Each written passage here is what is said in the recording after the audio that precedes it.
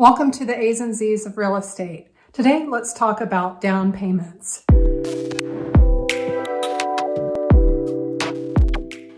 There are a lot of common misconceptions about down payments. You no longer have to come up with 20% to purchase a home.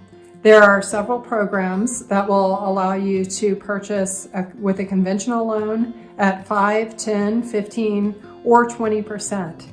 The goal of 20% is really good if you have the ability to come up with that much cash, because it does allow you to not pay mortgage insurance premiums or MIP. But there are also advantages, if the situation's right for you, to go with a lower down payment loan program. FHA loans require 3.5% down. VA loans will allow you to put 0 down. So if you have a veteran's qualification for VA loan, it's a great time to take advantage of that if you don't want to have to come up with a large down payment. A couple of things to know about down payments are that you will need to be able to show where that money is coming from. There has to be a trail of either it being in your account for a period of time for the lender to know that there's no red flag or fraud happening.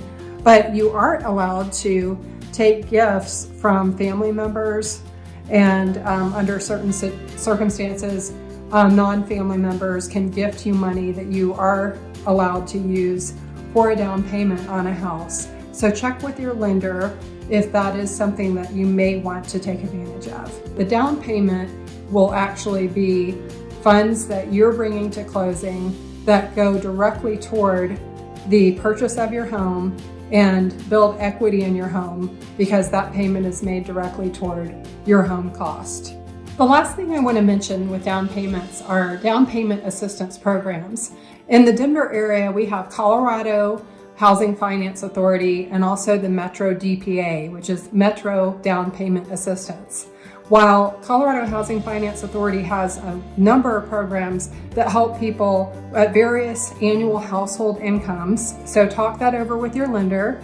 Not all of these programs are made for everyone, but they may work for you in a certain situation or time. You can take advantage of these programs, which are basically grants that you don't have to pay back as long as you stay in the home for at least 3 years.